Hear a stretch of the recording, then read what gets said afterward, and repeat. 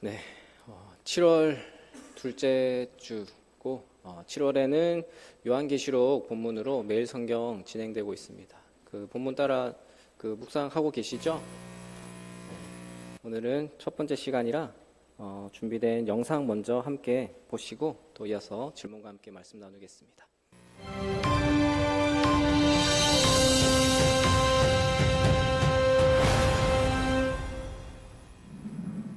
안녕하세요. 이번에는 요한계시록에 대해서 살펴보겠습니다. 신약의 시작인 사복음서가 예수님의 초림에 초점을 맞추고 마지막으로 계시록이 예수님의 재림에 초점을 맞추며 신약이 끝나는 것은 의도적인 배열이라 생각됩니다.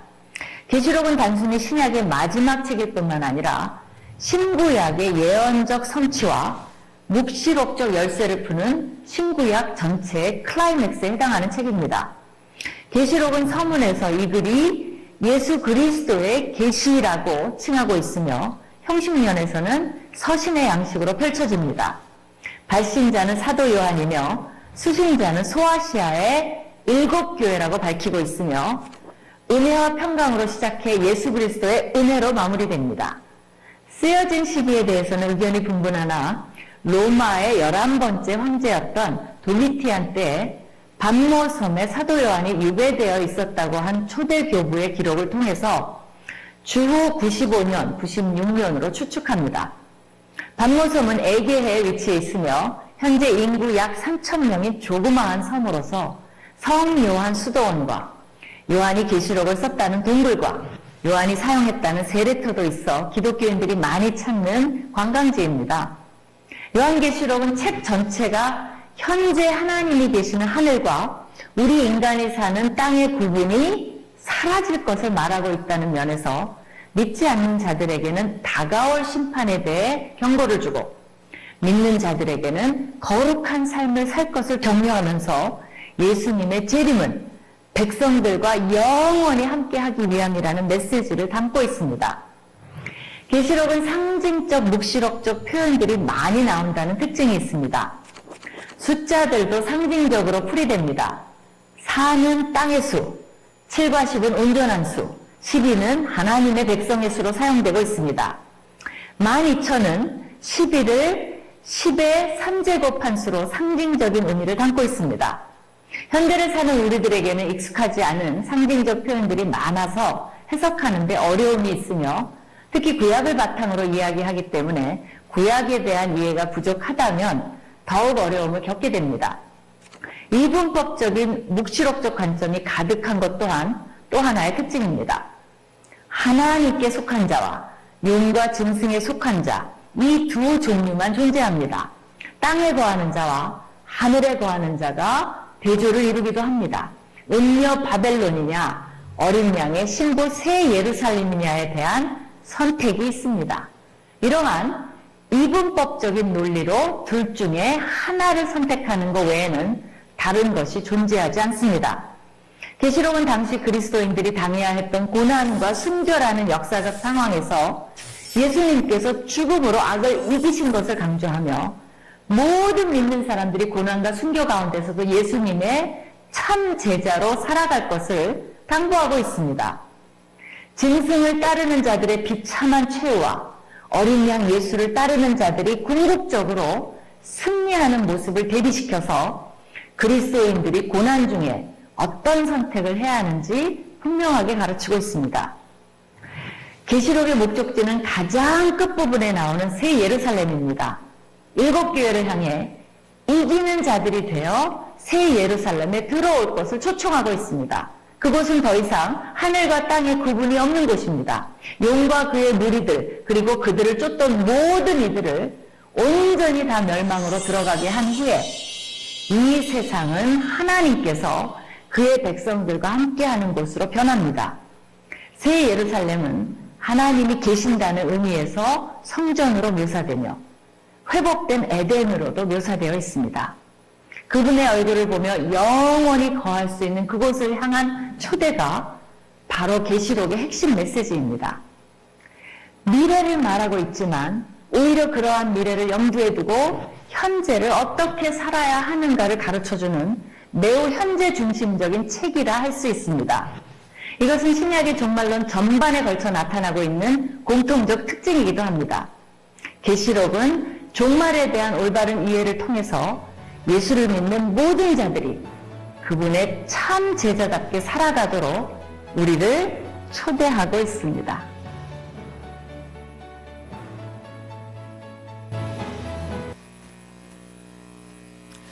네, 요한계시록은 아까 나왔던 것처럼 95년, 96년쯤 1세기 말에 도미티안이라고 하는 도미티아누스 황제 때 기록이 되었습니다. 도미니아투스 황제는 자기 자신을 주라고 부르라, 내가 신이다, 내가 하나님이라 라고 부르게 하고, 만약에 그것을 거절한다면은 잔인하게 벌을 내렸다고 해요. 그 중에는 당연히 그렇게 순순히 따를 수 없는 우리 그리스도인들이 있었겠죠. 그리스도인들을 향해서 그렇게 박해가 이어지는데 그게 끝날 기미가 보이지 않고 믿음을 지키는 게 점점 힘이 드는 겁니다. 요한계시록은 그런 상황에 있는 교회를 향해서, 그런 상황에 있는 성도들을 향해서 보내는 요한의 편지예요. 지금 눈에 보이는 이 현실 너머에서 예수 그리스도께서 다스리시는 그 미래의 그 환상을 보여줌으로써 지금 고난, 지금 겪고 있는 박해, 그것을 믿음으로 잘 이겨내도록 격려하고 있는 편지입니다.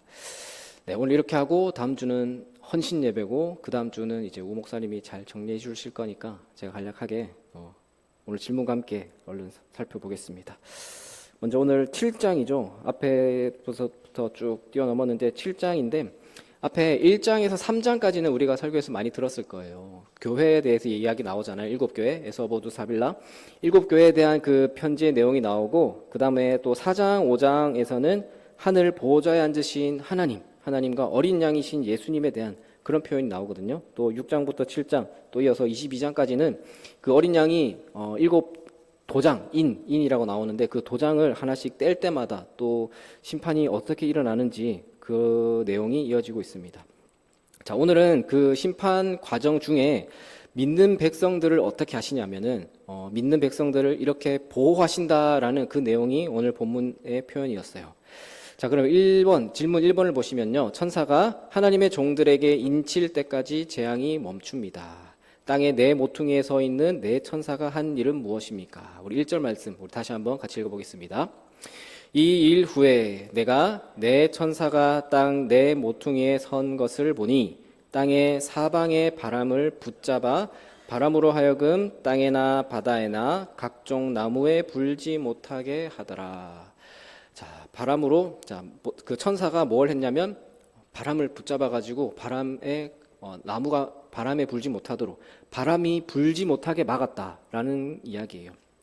자, 1절에 나오는 이 네 천사가 네 모퉁이에 서 있어요.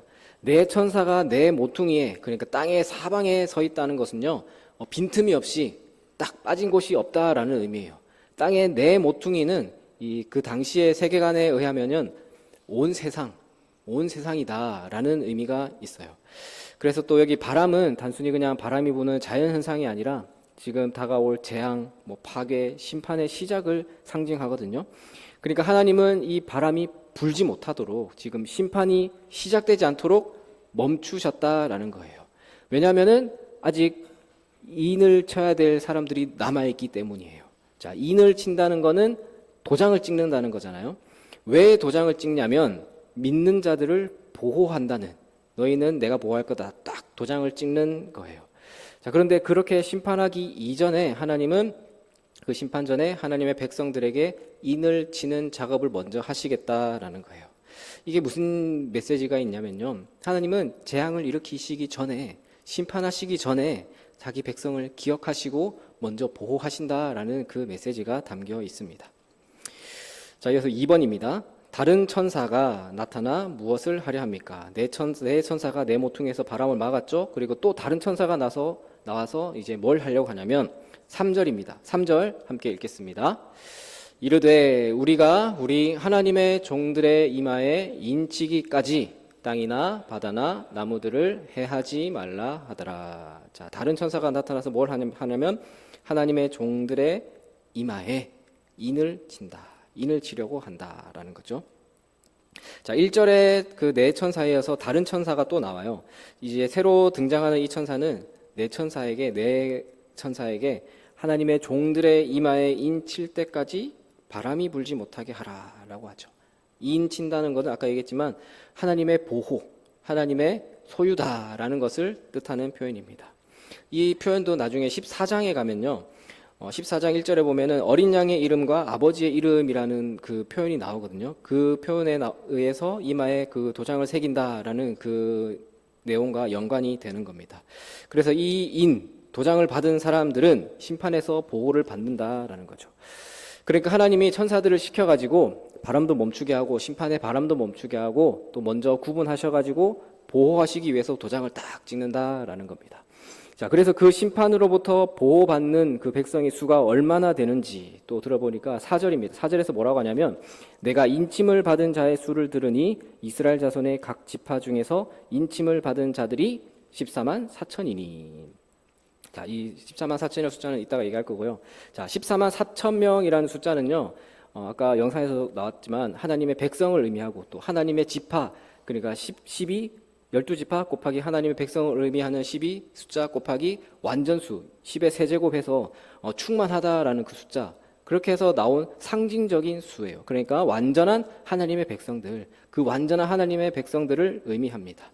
이 말은 하나님의 구원이 빈틈없이 철저하게 완전하게 이루어진다라는 뜻이 담겨 있습니다. 이렇게 하나님은 자신의 백성들을 앞으로 다가올 위험과 재앙 속에서도 안전하게 완전히 보호하실 것이다 라는 말씀입니다. 자, 그래서 바로 2번 넘어가겠습니다. 2번에서 흰 옷 입은 큰 무리와 모든 천사가 하나님을 경배하고 찬양합니다. 흰 옷 입은 자들은 누구입니까? 흰 옷 입은 자들이 나오죠. 누구냐면 14절 또 함께 읽겠습니다. 내가 말하기를 내 주여 당신이 아시나이다 하니 그가 나에게 이르되 이는 큰 환난에서 나오는 자들인데 어린 양의 피에 그 옷을 씻어 희게 하였느니라. 자, 흰 옷 입은 자들이 누구냐라는 물음에 큰 환난에서 나오는 자들이다. 큰 환난에서 나오는 자들입니다. 자, 쭉 건너뛰었는데요. 9절에서 17절까지의 이제 내용이 무슨 내용이냐면요. 아까 14만 4천, 이 셀 수 없는 큰 무리가 흰 옷을 입고 종려 가지를 들고 보좌 앞과 어린 양 앞에 서 있습니다. 그리고 10절에서 외치는 거예요. 구원하심이 보좌에 앉으신 우리 하나님과 어린 양께 있도다. 찬양하시잖아요. 그 가사가 여기서 나오는 거예요. 찬양을 하는 거예요. 우리의 구원은 우리를 구원하신 하나님께 우리 어린 양께 구원이 있습니다 라는 노래를 하는 거죠. 찬양을 하는 겁니다. 자, 근데 그때 13절에서 장로 중 하나가 물어보는 거예요. 여기서 장로는 천사와 같은 존재를 말합니다. 자, 이 흰옷 입은 자들이 누구냐? 지금 노래하는 흰옷 입은 자들이 누구냐? 그리고 답하기를 큰 환난에서 나오는 자들입니다. 하나님의 택하심을 받아서 인침을 받은 자들. 그래서 그들이 큰 환난에서 나오는 자들입니다 라는 말이에요. 자, 여기서 나오는 자들이라고 하잖아요. 나오는 자들이라는 표현이 그 문법을 따지면 진행형의 의미가 있어요. 진행되고 있는 거예요. 그러니까 나오고 있는 자들이 있는데 이게 또 어떤 의미가 있냐면요. 지금 아까 처음에 얘기했지만 이 편지가 누가 누구에게 썼죠? 어떤 상황에 있는 사람들에게 쓴 거죠? 지금 초대교회 교인들, 박해받고 있는 교인들에게 쓴 편지잖아요. 내가 지금 박해받고 있고 지금 어려운 상황이 있는데 이 편지를 받아서 읽어보니까 나오고 있는 자들이라는 표현을 내가 딱 보면요. 그래. 내가 지금 환난 가운데 있지. 고난 가운데 있지. 나도 지금 이렇게 나오고 있는 그 가운데서 나도 구원해 주실 것이지. 라는 그 위로가 되고 이해가 되는 말씀이에요.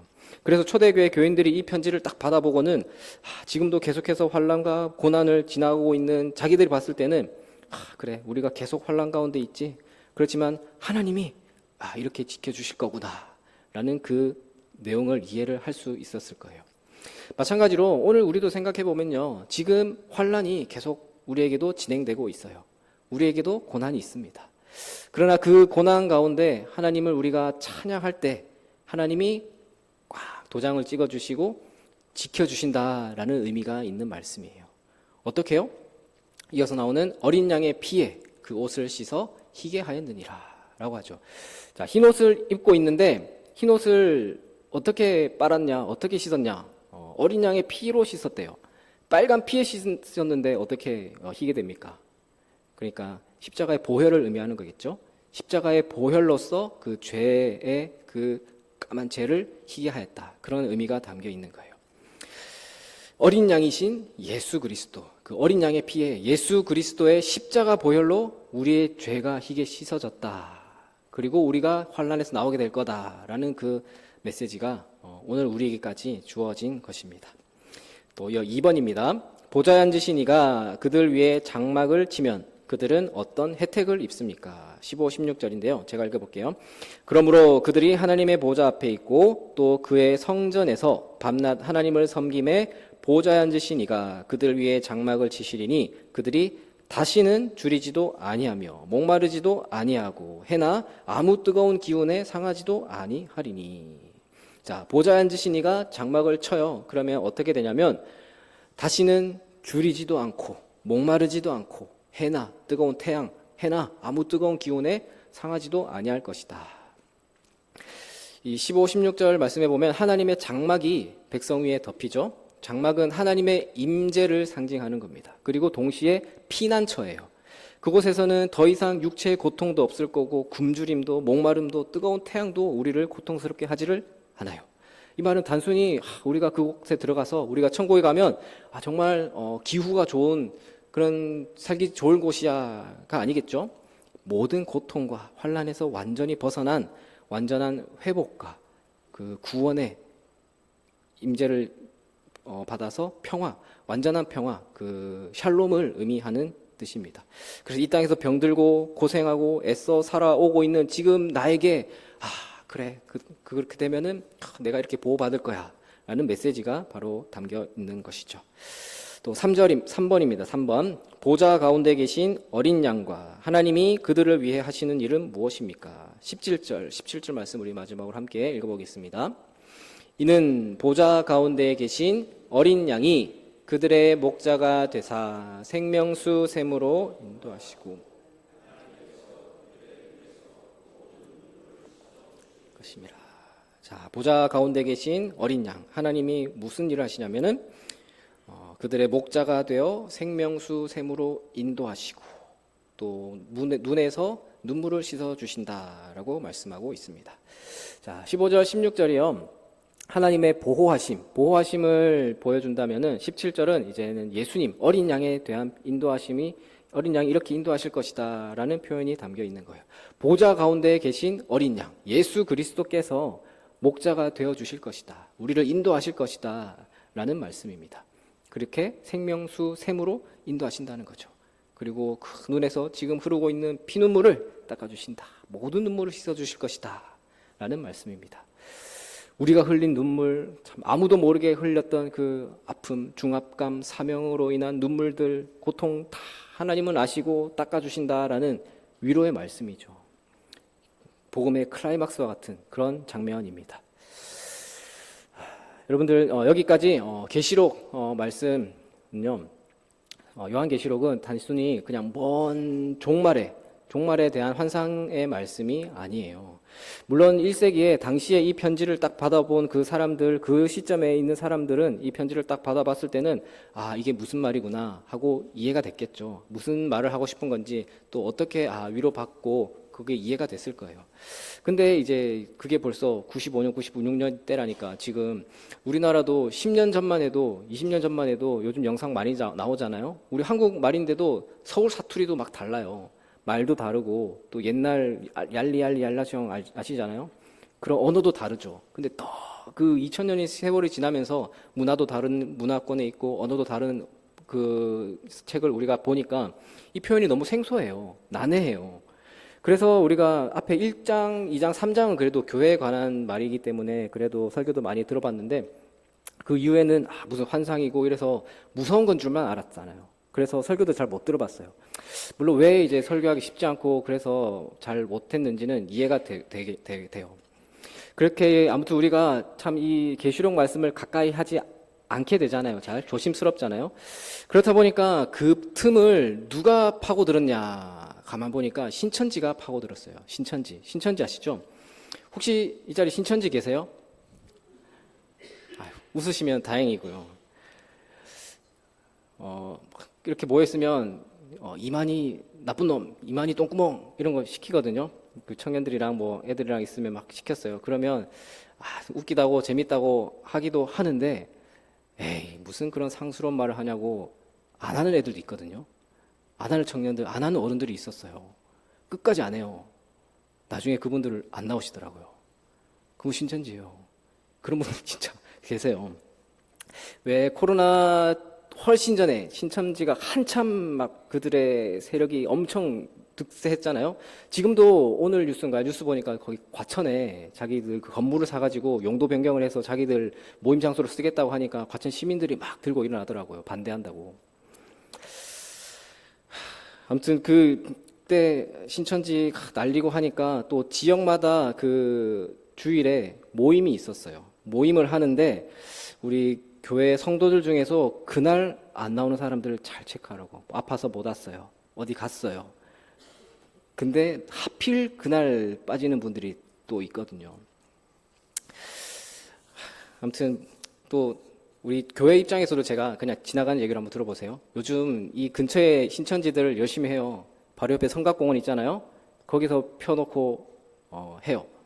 그리고 또 동묘역, 동묘암역 저기 사거리 거기 가서도 해요. 거기 가면 또 만날 수 있어요. 또 그리고 대학로 있잖아요. 해화역. 대학로 가면은 딱 거기 또 기다리고 있어요. 거기 지금 세 군데를 딱 점을 연결해 보세요. 삼각형이 나오죠. 그 가운데 뭐가 있어요? 도인교회 있잖아요. 도인교회가 있어요. 제가 그냥 한 느낌이 얘네들 노릴만 하겠다. 자리가 딱 좋네. 네, 조심하셔야 됩니다. 아무튼 신천지가 무슨 뜻입니까? 새 하늘과 새 땅이에요. 새 하늘과 새 땅이라는 예수님이 재림하실 때 다시 오실 때 그 아름다운 표현인데 그 표현을 이제 우리가 못 쓰겠어요. 자기들이 지금 그곳에 있다고 새 하늘과 새 땅 신천지에 있다고 하니까 아까 그 14만 4천이라는 숫자도 있지 않습니까? 거기에 숫자 1번부터 우리가 쭉 들어가야지 구원받는다. 그러니까 그렇게 하다가 그 숫자가 넘어가니까 자기들 이제 교리도 또 바꿨다고 하던데 상징의 수잖아요. 하나님께 속한 백성의 그 완전함과 충만함을 뜻하는 그 상징적인 숫자인데 참 이런 참 좋은 의미의 신천지라든지 이 숫자라든지 의미가 많이 퇴색되어 있어서 우리가 참 신앙생활하기 어려운 시대입니다.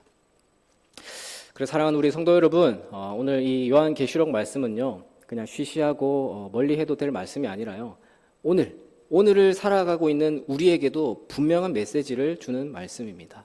고난 가운데 믿음을 지키며 나아가는 자들은 반드시 하나님이 기억하시고 도장 찍어주시고 끝까지 책임지신다는 약속의 말씀입니다. 그리고 우리는 그 어린 양의 피로 이제 정결하게 되었다라는 것을 말씀하고 있고요. 우리의 의로움은요, 우리가 의롭다 할 수 있다는 것은 예수님의 피로 힘입었기 때문에 의롭다고 우리가 할 수 있는 거예요. 그래서 오늘도 우리가 믿음을 지키는 일이 쉽지 않지만 주님은 우리가 지나고 있는 이 모든 어려움과 시련을 고난을 알고 계시고요. 반드시 그날로 승리의 날로 인도하실 것입니다. 그러므로 우리가 믿음을 포기하지 말고 어린 양이신 예수 그리스도를 바라보며 끝까지 인내하는 삶을 살아가시기를 바랍니다. 우리의 구원은 확실하고요. 우리의 소망은 헛된 것이 아닙니다. 분명한 예수님의 그 소망이 있습니다. 그 흰옷 입은 자들 가운데 우리가 다 같이 함께 서 있기를 또 그날의 기쁨으로 주님을 만나서 구원하심이 보좌 앉으신 그 주님을 찬양하는 우리 모든 동인교회 성도님들이 다 되시기를 주님의 이름으로 축원합니다.